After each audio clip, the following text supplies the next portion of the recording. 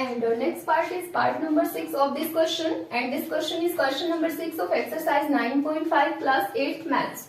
So in this question it is given 297 into 303 and we have to evaluate here to using identities.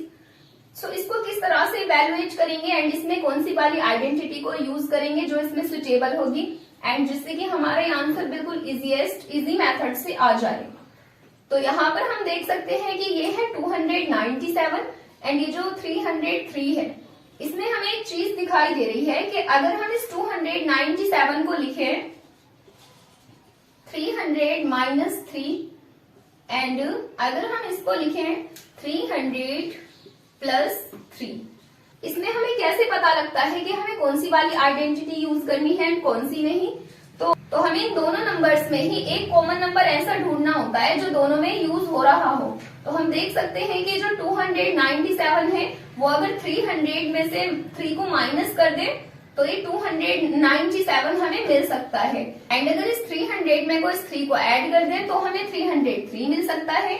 That's mean ये जो 300 and ये जो 3 है वो दोनों कॉमन नंबर्स ऐसे हैं जिनको यूज करके प्लस या माइनस करके दोनों नंबर्स हमें मिल सकते हैं। तो इससे हमें एक आइडेंटिटी मिल रही है कि अगर हम इसको 300 को a की वैल्यू दें एंड इसको b की वैल्यू दें तो हमें यहाँ पर मिल रहा है a minus B and similarly वैसे ही यहाँ जब ये 300 में हमने a की वैल्यू दी है तो यहाँ पर भी इस 300 को a की वैल्यू देनी होगी एंड ये जो 3 है वो b की वैल्यू है तो यहाँ पर भी 3 b की वैल्यू ही रहेगा एंड ये प्लस का साइन है यहाँ पर तो वो प्लस का साइन रहेगा।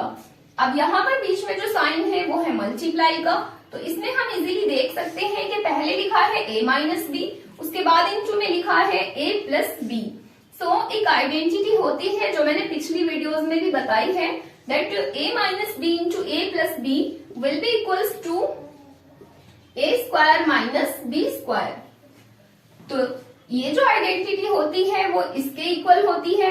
अब हमें यहाँ पर ये जो नंबर्स गिवन है वो इस फॉर्म में दे रखे हैं तो हमें सिंपली उनका a square minus b square करना होगा। तो a square that's mean a की वैल्यू का स्क्वायर एंड जो a की वैल्यू है वो है 300।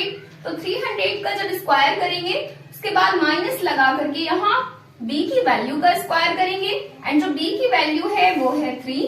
तो अब यहाँ 3 का स्क्वायर करना होगा।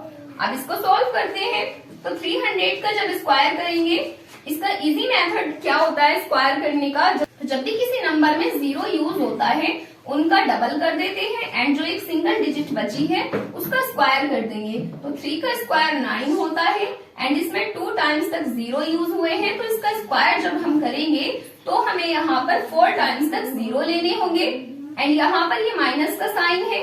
अब है इसमें 3 स्क्वायर, तो 3 स्क्वायर होता है 9। अब यहाँ पर 9, तो अब यहाँ पर हमारे पास 2 नंबर्स बन चुके हैं। This is 90,000 and this 9। तो 90,000 में से अब 9 को सब्ट्रैक्ट करेंगे तो 90,000 में से जब 9 को सब्ट्रैक्ट करेंगे तो हमारे पास बचेगा 89,991। So this is the answer of this part and now let's come to the next part.